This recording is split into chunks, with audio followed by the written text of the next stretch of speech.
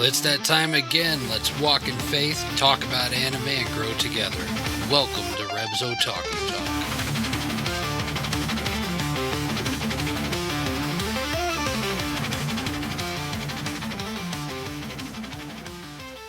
Hey Otaku family, welcome back to Reb's Otaku Talk, where faith and fandom collide. I'm your host Reb, and joining me is my co-host K2. Howdy, howdy.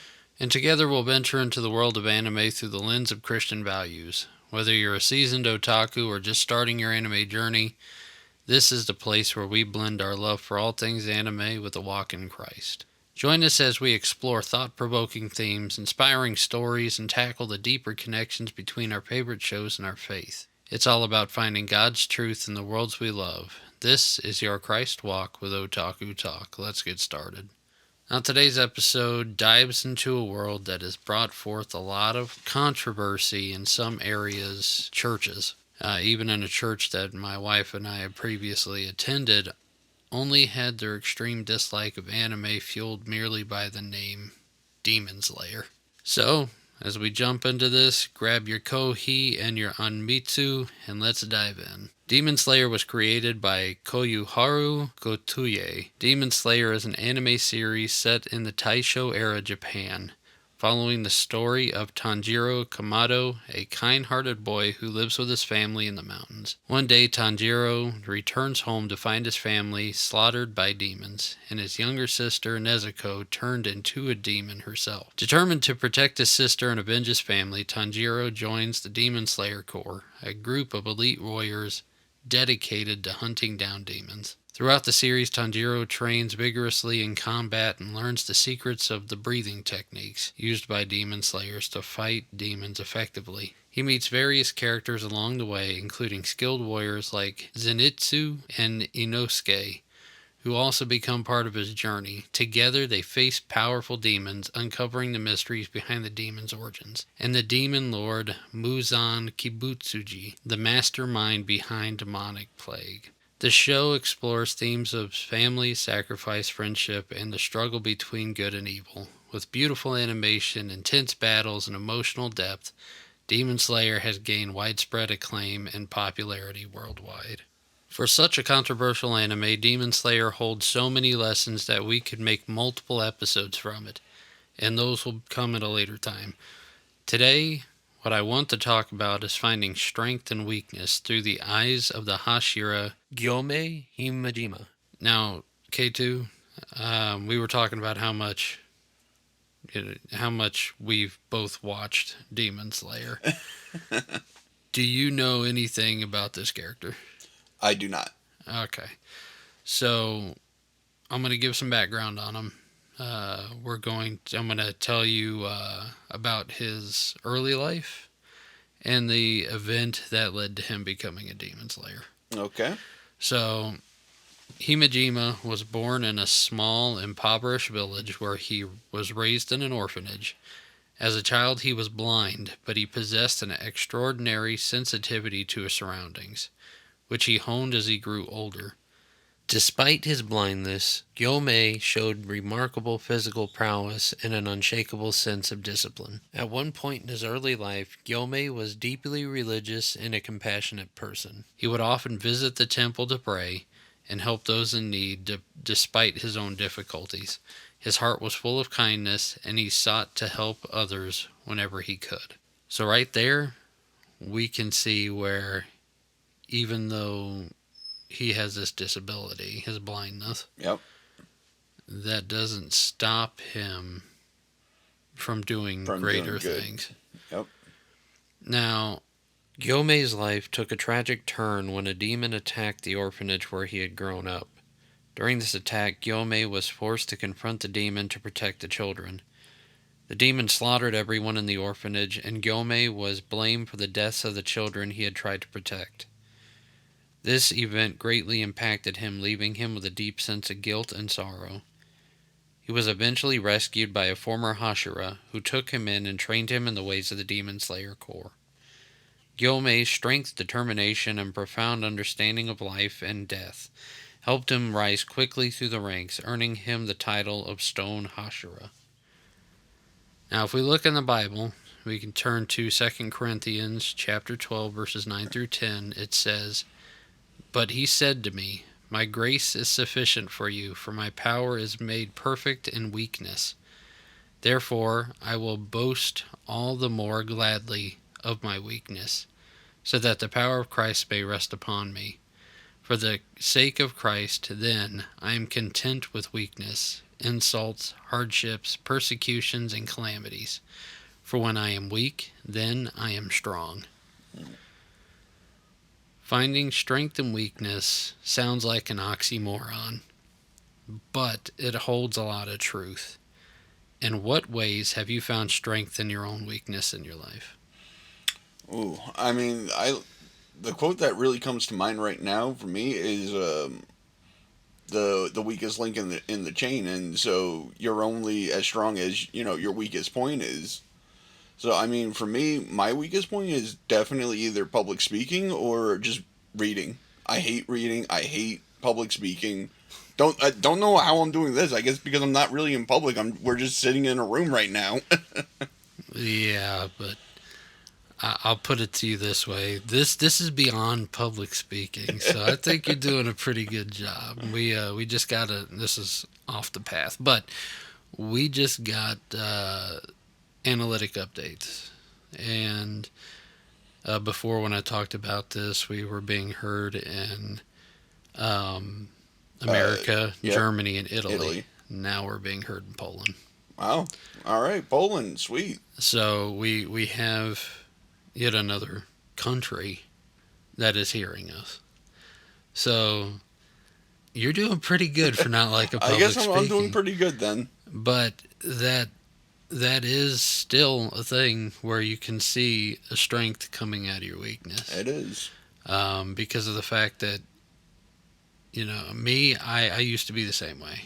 Very introverted, didn't like to talk at all. When I became a pastor, I had to take speech classes. I had to force myself to go up on stage and speak.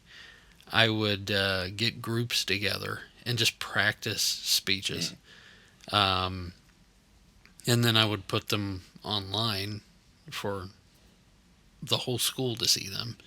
And where I was very weak in that area and I had a hard time doing it, whenever I pushed past the weakness, I found that the impact that I was having on other people's lives was where the strength lied. And I could only do that with God's help and a lot of elbow grease. We had a pastor on Sunday. Okay. He Pastor Ronnie at Crystal River Church of God. He was speaking this Sunday, and he said something that really hit with me and Raver Mom. And he said, if somebody comes up to him and asks him for help, he's going to ask them, "Well, what are you doing to help yourself?" And if they say nothing, and he goes, "Well, what do you want me to do about it? I'm not going to carry the burden for you. If you're not going to help yourself, how can I help you?" And that is so true. In our weakest spot, in our weakest time, at our weakest abilities, we don't want to do it. We Yep. want somebody else to do it for us the grand majority of the time. We don't put the work in to do it. And if we don't put the work in, how do we know what we can do? Yep. That's where the term faith in action comes from. I can have faith that God is going to bring me out of financial debt. I can have faith that God is going to help me overcome my fear of talking in front of people. But if I don't put the work into it to learn or to gain the knowledge of what I need to do, or even putting myself in those positions where I'm practicing it, Yep. how is God going to help me if I'm sitting still? Yeah. That's where you can find strength in your weakness, is how can you push past it? Yeah. How can you take yourself out of that situation and grow from it? So, me personally, I believe this is just a step to get you out of that. I think so. Yeah. I think it's another adage of you can lead a horse to water, but you can't force him to drink it. True that. The horse actually has to, put some muscle in and bend down to get the water. Yeah, I feel like me and Raver Mom are going through a part of our lives where we are stuck in that. Like it's the epitome of our life right now. We feel like we are at our weakest. There's Right. a, we're overcoming a lot and we're going through a lot. And it's very, some parts of it's heartbreaking, some parts of it are mind breaking, some of it will rip your emotions to shreds. But it's finding that strength in the midst of all that to push through. What people don't realize and what Gyomei had to come to the reality of was that he pushed past all of that in order to get to the rank he was at. Like I mentioned, he was blind. Yep. Whenever you watch the show, he's crying all the time. Very soft hearted dude.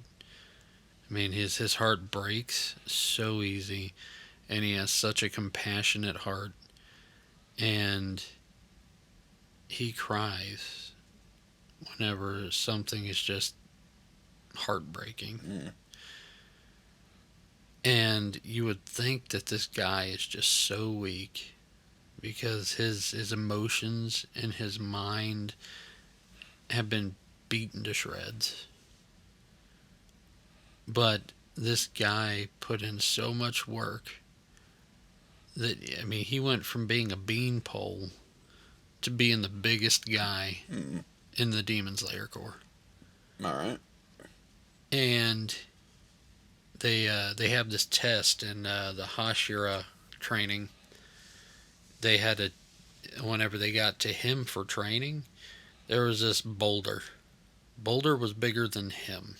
So if you are, thinking about Tanjiro, the boulder was like 2.5 times his height. Yep. And if he laid on the ground, it was just about as wide. And he had to push this thing 10 feet. I mean, you think about that. That boulder weighs a couple of tons. Tons. That's a big rock. And while they're sitting there struggling to try to move this thing, and they're not moving it, what they're doing is digging their feet into the ground and then landing on their face.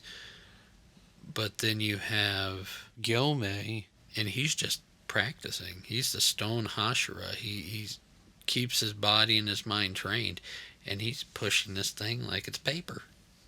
It With the weighs help of nothing. aliens, I'm guessing. He must be an alien, but he was pushing it like it was nothing. And they're looking at him like, dude, you're crazy. But his response to it basically was, if you want to move the boulder that you're too weak to move, you got to put the work into Yep. it. You got to train. And they were using their physical strength, but the weakness was in the mind. And they had to find that mental strength in the course of all that weakness. They felt like they were defeated. They felt like they would never move the thing. Like they would never graduate his training because they were stuck. Mm-hmm. And in a time when Tanjiro felt like he was ready to give up, it clicked. And then he moved the boulder like 2 inches. And once he moved the boulder 2 inches, he's like, okay, now let's do 10 feet. 2 inches at a time. That's all you need to do. And whenever he finally figured it out, he struggled, but he did it. And in our weakest points in time, we got to understand that it's going to be hard work. And we're going to struggle. But that moment, whenever we decide we're going to give up, that's where you find out if you've gained strength or not. Are you going to keep going or are you going to quit? Yep. If you quit, you're still weak. If you power through, that's where you find your strength. And that's why I think Second Corinthians is a good verse because of the fact that in our weakest points in life, where we feel like we're going to give up, and we decide, I'm going to keep putting the work into it, but God, I need your help. Just like Tanjiro asked his teachers for help, asked for their knowledge, he watched them, he studied them. Just as he did that in his time of weakness, if we do the same thing with God in our time of weakness, whether it's overcoming something or trying to better ourselves in doing something, God's grace and His mercy will help us power through. And it's at the weakest points in our lives whenever we turn to God. Sad enough, we as humans, Yep. whenever everything is going good, a lot of times like, God, it's nice to know you're there, but I got this. But then whenever Yep. on our Struggling. we're on our knees in pain, or we don't know where our next meal is coming from, or we don't have the money for gas, or we Hmm. can't put clothes on our kids' backs, or clothes on our backs. We can't pay the electric bill. Yep. We can't pay the water bill. All of a sudden, God, are you there? And God will tell you to do something, and you'll hesitate. You Exactly. know. This is like if you're not willing to put the work at your weakest time, if you're not willing to put the work into it, what do you expect God to do? God's going to look at you and say, okay, you're weak. What are you going to do about it? I got your back, Yep. but what are you going to do about it? I'll provide the way. But if you don't walk through the door, that's your problem, not mine. I put the door there. Yep. You walk through the door. There's the path. I'll be with you on the path, but you gotta, take that first step. And that's God. Yep. God's going to provide you with what you need, but are you going to put your faith in action and actually pull it off? And that's where 10 comes in, because it kind of speaks to our mentality. We know what God is capable of doing. We know what God will do for us. But verse 10 talks about our mentality. He says, "For the sake of Christ, then I am content with weakness, insults, hardships, persecutions, calamities. For when I am weak, it's not something to be embarrassed about. No. Weakness isn't something to be embarrassed. Whenever we're weak, it comes with things like insults. It comes with hard times. Hmm. It comes with being persecuted. It comes in times of calamity. But if we allow that weakness to tear us down and we let it defeat us, That's our weakness. that's That's your defeat. weakness. Yep.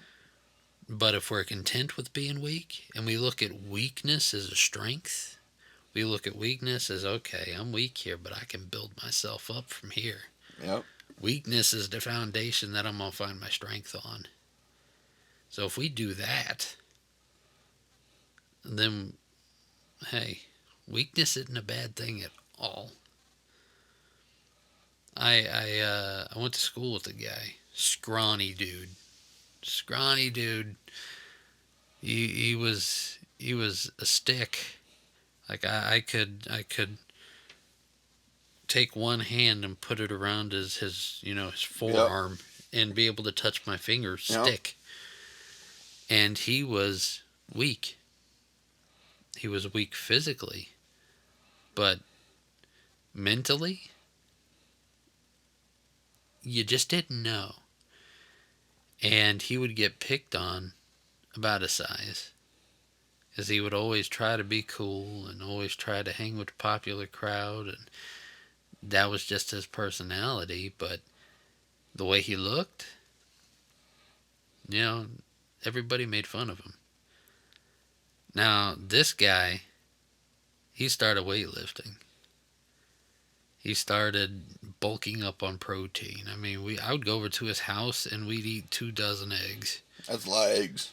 A lot of eggs, and then we'd eat about a pound of bacon apiece, and we would down a whey protein shake, and we would go work out. Nice.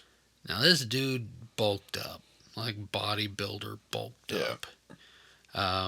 Last time I saw him, his arms were as big as my head. Whew, Okay, he got huge. that's big. Me, I didn't do it for the sake of bodybuilding. I did low weight, high rep Yep. just because of the fact that I wanted to tone up and work on my health. Right. But he went for like full on, just increase Yeah. weight, increase weight, increase weight. On max out day, that dude was a beast.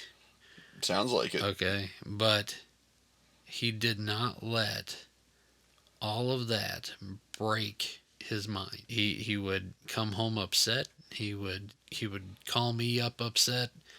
It's like, man, who cares what they're saying? But he did. That's the Hmm. thing. He did care about it, and he did something about it. And like I said, now the dude's he's a monster. But he didn't let it break him. And he kind of, besides the being blind part and having your family slaughtered, he kind of reminds me of Gyomei because of the fact that in that time of weakness, nobody wanted him around. They accused him of killing his family. That the kids in that orphanage were his That's family, rough. and they were blaming him for it because of the fact that they didn't want to believe that demons were real. And whenever the door opened for him to do something about it, he stepped through the door and he built up. Hmm. And he became that huge monstrous dude. But what I like about it is whenever he gained that strength from his weakness, he did not let it change his compassionate heart. Mm. And a lot of times whenever we get to the point where we have overcome our weakness, we get prideful in it. Yep. And that pride takes over. Like me, I have that issue. That is one Hey, of we my all do. that is one of my biggest weaknesses. Once I get a little cocky about something, let me take over. That's it. I got this. But I don't share the load. Right. That is a tough thing for me to overcome. So I work hard toward it. I don't want it to defeat me. I want to defeat it. I want to take that newfound weakness that I have and turn it into a Yeah. strength. That's a big area Yeah. for me. I mean, I think another character that amplifies this really well is Naruto. He amplifies it really well, just for the sake that I think his pride is not only his greatest strength, but it's also his greatest weakness. That's true. Naruto. Well, honestly I think half of him is false pride Yeah. because of the fact that he was picked on all the way through school. He didn't know why he was being picked on. Yep. The adults knew, but the kids didn't really know. They just knew that their parents did it and they kind of followed Yep. suit. And he did that to gain attention. Hmm. It was negative attention, but it was It attention. was attention, and when you grow up, you seek attention the only way you know how.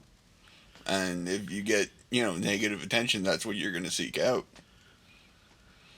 Well, the awesome part about Naruto is that whenever he was given the chance to overcome that weakness, he fell a lot, but he became triumphant in it. He did. And in the end, he became a Hokage. Yep. He wasn't the fifth one like he was aiming No. for, but he did eventually become the Hokage.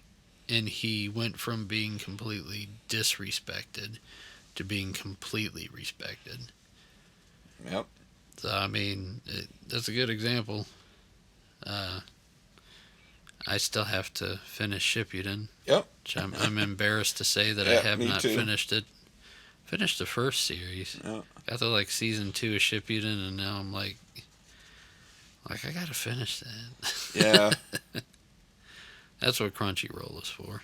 It's a pretty mind blowing thing that weakness can be a strength. Yeah. Like I said, it sounds like a massive oxymoron, but If you don't know where you're weak, weakness. how How can you can you ever build? get strong? Yep. Is there anything else you have No. to add? No. I know I talked a lot during this one. I talked a lot during the last episode too. Uh, which that's my weakness. I tend to overtake, and it's something I got to work on because I want it to be more conversation All based. right. So yeah, I'm working on that. Possibly working on a new format. Who knows? We'll figure it out though. We did a question from a couple last week with Raber Mom. All right. I'm going to do a question from a cup with you this week. Okay.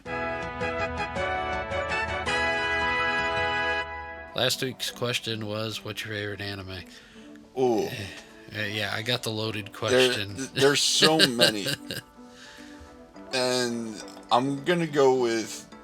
It may not be my favorite. It's definitely one of my go-to ones that I'll put on occasionally. Girls in Panzer or Und Panzer. Okay, yeah. I got you. I haven't watched that one. I know which one you're talking about, but I haven't watched it. We'll have to watch it. Okay, alright. So, now that you've answered the question from last week, here's... Alright. You're going to pick the question from this week. You don't want that.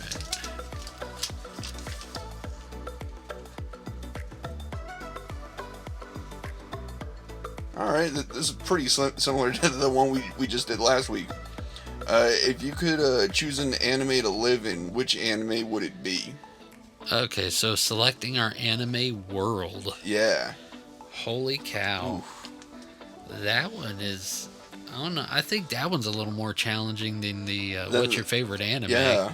Because you can like the anime but can. hate where Oh, they yeah. live. It's like, I love Trigon, but I wouldn't want to live in No. a desert. Nope.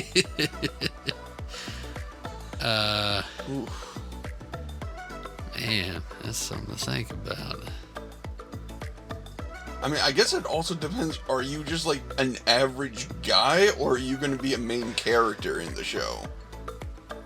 I think it's more like you're the lead role in your own story type deal. You're the lead role in the story? Yeah. I guess I would probably go with My Hero Academia. Okay, superpowers. Just because, yeah, you might get... I'm taking the chance that I'll get something cool or I'll get something lame. But more often than not, I'll probably just have a normal life. So I'm cool with that. Pretty much you're going to be Midoriya, only you're not going to meet All Might. Gotcha. I think that if I had to choose, I would choose the world of Howl's Moving Castle. Ooh, okay. I mean, there's magic in the world. Yeah. I mean, it is a time of war set in that movie, but war wasn't really everywhere. Yeah.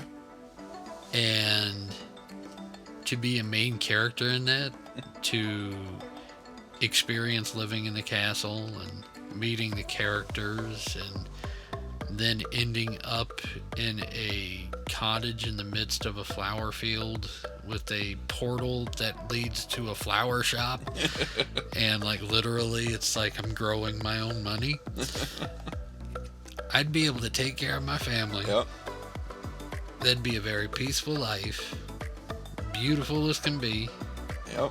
And hey, I mean, the world was awesome. Yeah, it was. It was pretty nice. You'll go with the nice, peaceful farmer lifestyle. I get the action-packed X-Men universe. Okay, all right, we'll go with that. He gets beat up every other day. Probably. I want to be a superhero. Yes. All right, well, that question didn't take as long as I thought it would, so I'm going to draw a question as well. Let's see here.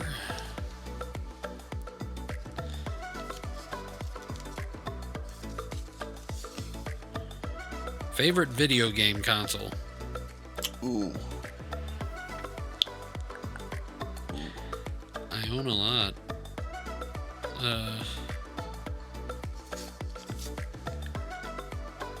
I'd say just the classic Xbox 360, or I'm not even going to touch a console and just say PC. Okay. Me? Sega Genesis all the way. Really, Sega? Yeah. Sega over Nintendo, really? Yeah. Oh, that's okay. where we live in a house divided because Raver Mom is Nintendo all the way. Okay.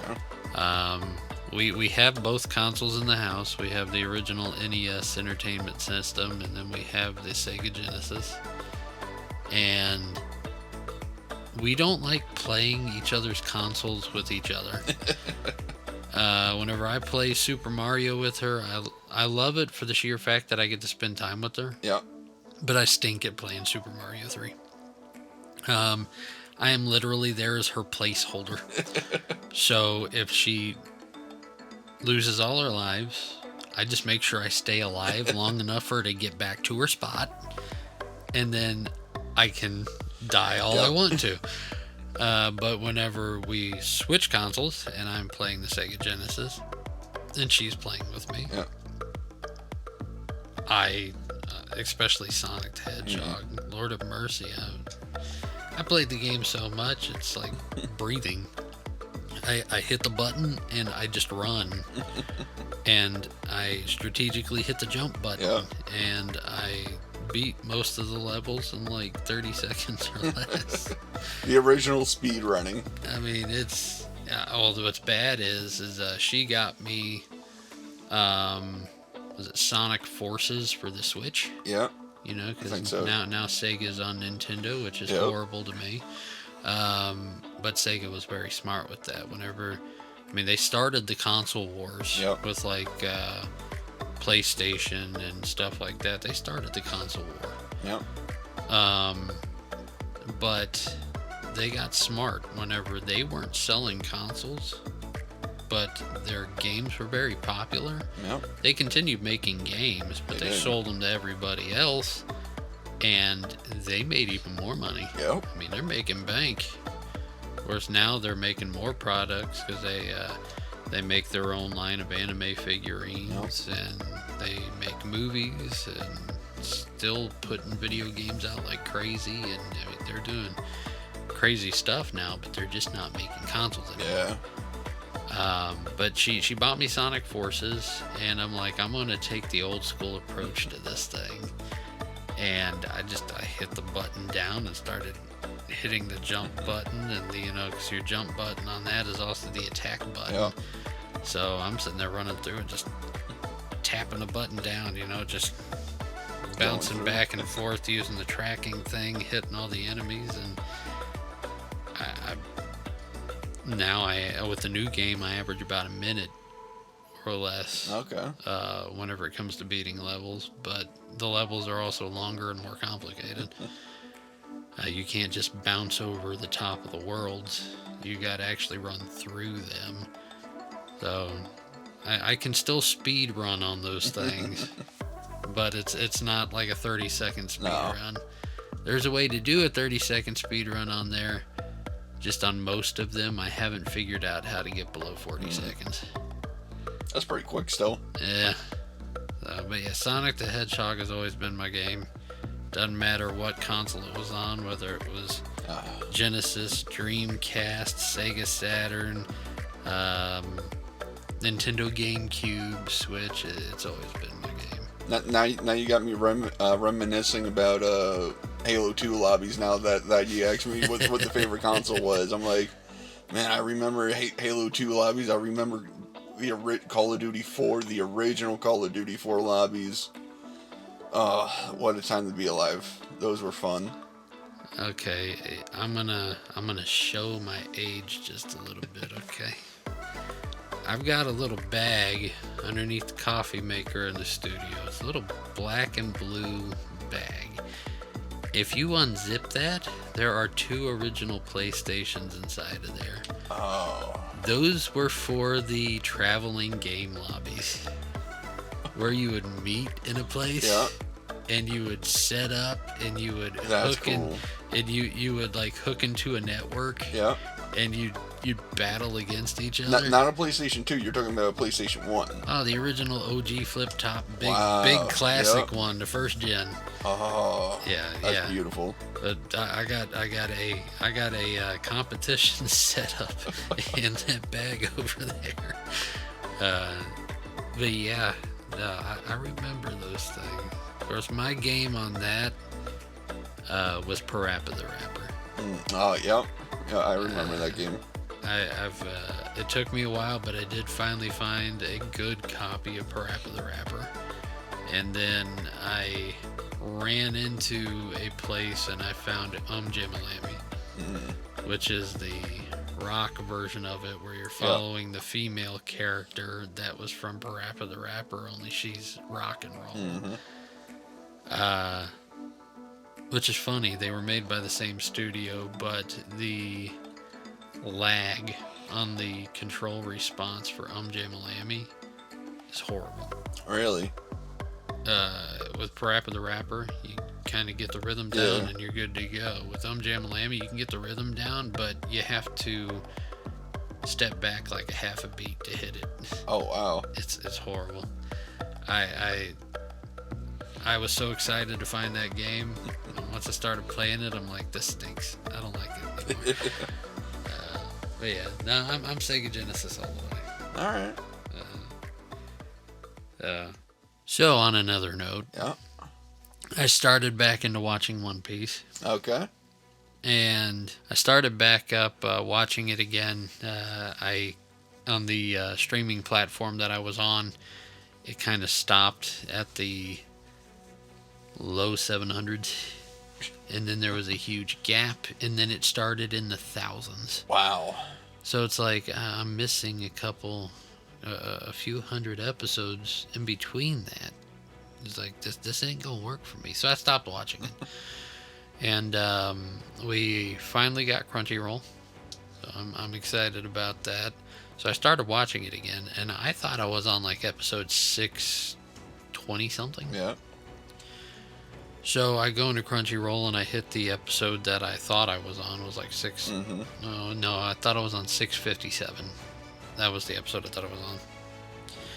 I go to it and I'm like, man, I feel like I'm back way too far. So I start flipping through the episodes. I'm like, man, I'm on episode 720.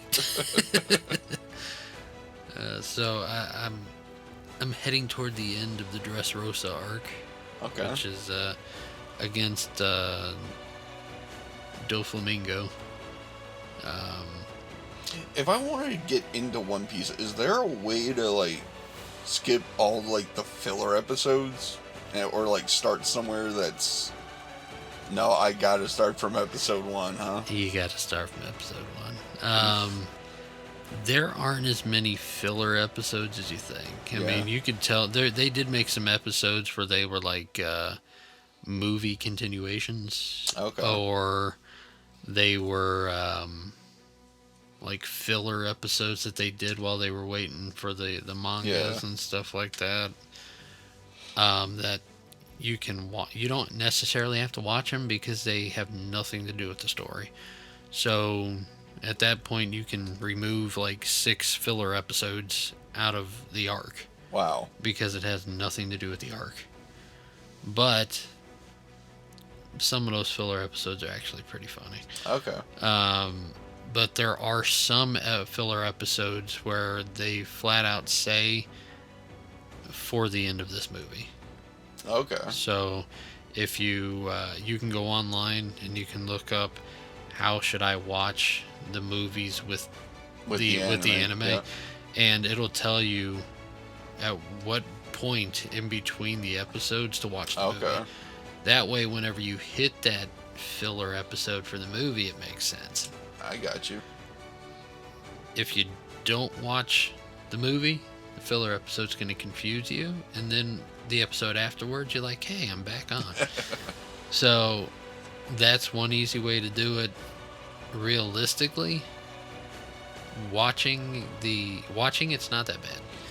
There are some areas where it it's like a little lull. It's like you went through all this action and now it's like little puffs of action here and there, and you're like, Oh, what in the world? you gotta reset the dopamine hit.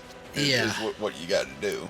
So that kind of happens a lot at the beginning, once you're going Yep. through the first couple of arcs, but then after that, it just goes. Okay. So it's what you got to keep in mind is that whenever you're starting One Piece and you're going through the first couple of arcs, you are building the story, you are Mm-hmm. building the crew. Okay. So you kind of have to go searching with them. And Gotcha. if you go in there with the state of mind, okay, we're looking for our crew. We got to find our crew. So you're going to be searching. And if you go in there with that kind of deal, you'll make it through it pretty quick. Okay. Once you get into it and you get started, you're going to find it very hard to stop watching it. Gotcha. You're going to turn into one of those guys who's like, I'm watching 25 episodes a day. And realistically, if you watch it like that, you'll catch up pretty quick. Yeah, pretty quick. Yeah. I used to watch probably about 10 episodes a day. That's a lot. But you got work, you got kids. That doesn't No, that happen doesn't all happen. the time. But whenever I would go on my breaks and stuff like that for work, I'd one or two episodes. Yeah. Yeah, 20-minute episodes. Yeah, that's easy. If if I was working around the house, I'd put an earbud in, and if I was washing the dishes or something, I'd watch it. I'd watch it while I'm washing the dishes or cooking, or sometimes it's just background noise. Yeah. And then once the action starts, you stop and you watch. But yeah, no, it's one of those things where whenever I start watching it, I halfway dread it because Okay. I know that I'm not gonna want to stop. Mm. It's like I can't stop in the middle of this. I can't stop in the middle. No, it didn't happen. Yeah. We're going back to the days of commercials and having to wait a week before the next episode comes out, type deal. So, but it's a fun investment of time. Yeah. But That's why I prefer to even now just wait for the series to fully come out. I'll wait for the season to end, and then I'll just rewatch last previous season all at once. you can't do that with One Piece. No, you can't. No. I mean, you can go back a couple of episodes in a can. previous season and watch, just kind of reacclimate your mind and get Yeah. into the new stuff. But you cannot start from the beginning No. and watch 1,000 episodes No, in one sitting. No. to watch the next season. No. And then the next one comes out, you're going to start at one and you're going to watch 1,300 episodes to watch the next season. It's like, yeah, no, ain't going to happen. No. But it's I would say this: don't knock it before you try it. Yeah.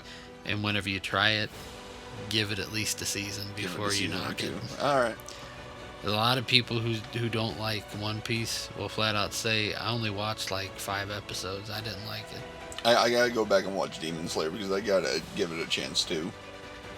Demon Slayer again is another one of those things Yeah. where you got to get through the first season. With a lot of animes, you got to get past that first You season do. before you can enjoy it, and it's because of the fact that it's building the story. Yep. And if you're going to commit to an anime, you got to go through the story building process, and that's usually the first 1 to 2 seasons.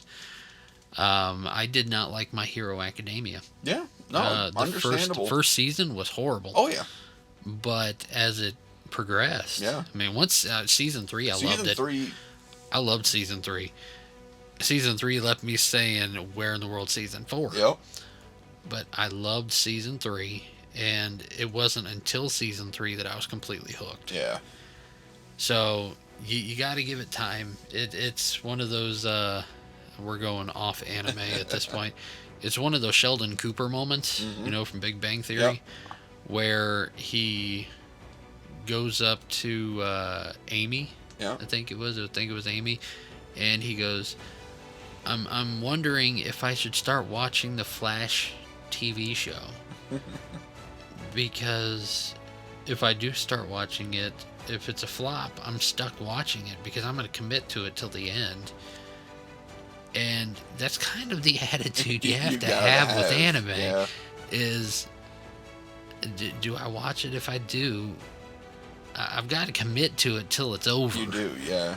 Because whether it's bad or not, because it could come to a point to where it gets Where pretty it's good, it gets yeah. pretty good, just like Demon Slayer, which Yeah. was it didn't start getting good till like the second half of the second season, Okay. in my opinion.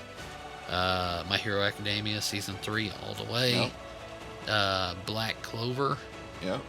I think it's season 3. It got season, pretty good. Yeah, season 3, I think. Wow, so many different ones. Yeah. Dragon Ball Z. Mm. Most people probably would. Most people who didn't like it probably did not get through season 3. Yeah. Because season 4 is kind of when it started catching its traction real good. So I mean, it's all of this stuff. You don't find too many one season wonders out there No, you don't. that actually work. Like Earth SOS. Yep.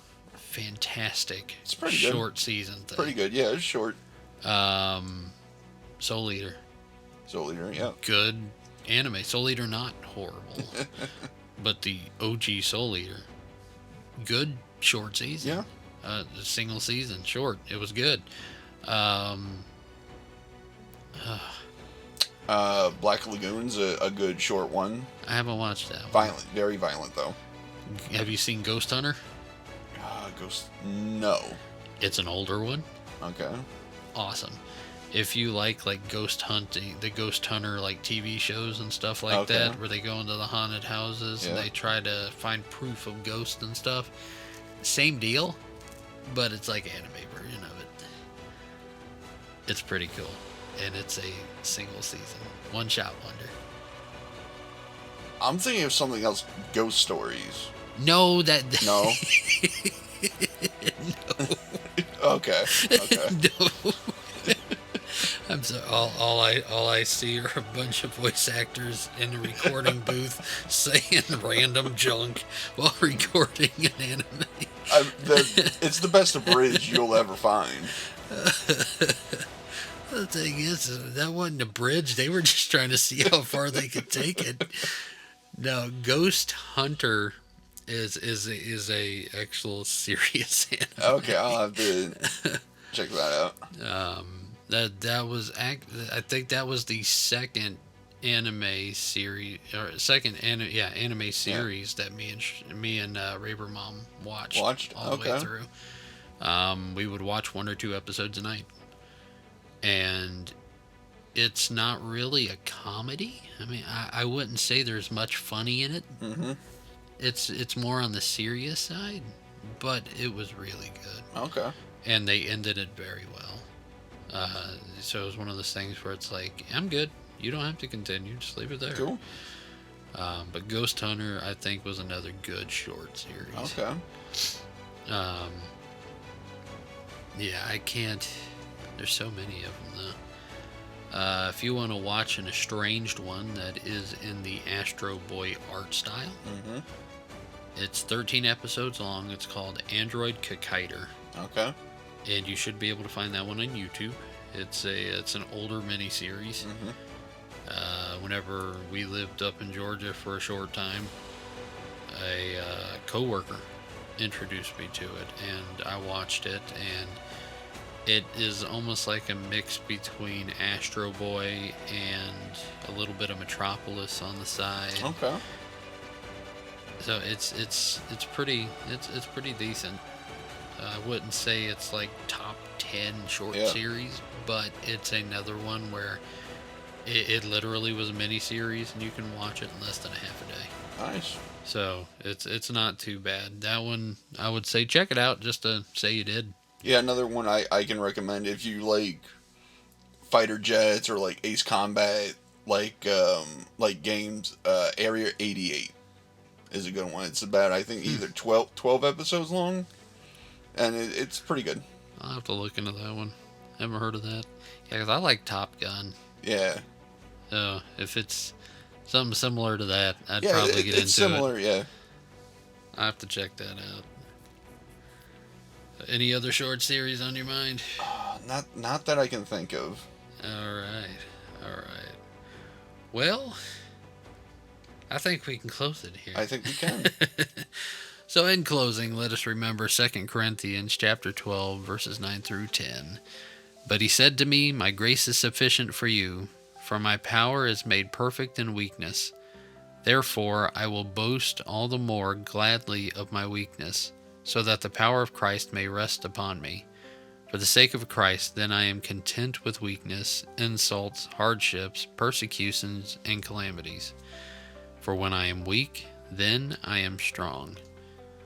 Join us as we close in prayer. Father God, I thank you for making weakness in our lives, to give us the opportunity to see our weaknesses and turn them into our strengths, to move past our weakness and go down a path that can take us to where we never imagined we could go. God, I thank you for your grace and your mercy in those times. I thank you for the paths that you provide so that we can grow in strength. And as we wrap up today's episode, God, let us remember that it is you that is with us in every story, whether animated or real. I pray that you, Father God, will help us to see you in everything that we do and watch. In Jesus' name, amen. Amen. Thank you for tuning into Reb's Otaku Talk. Don't forget to subscribe to our podcast on your chosen platform and like and follow us on our Facebook page, Reb's Otaku Talkers. Also follow us on X and Waku Waku. Our username there is Reverend Otaku 9000. Please leave a comment and review, and share your favorite anime moments with us. Until next time, I hope you keep your anime collection strong and your faith stronger. See you later, guys. Have a good night. You know what short series I think is really funny? Lucky Star. I mean, come on. If you haven't watched Lucky Star, you're missing out. It's like an otaku's brain put onto a screen.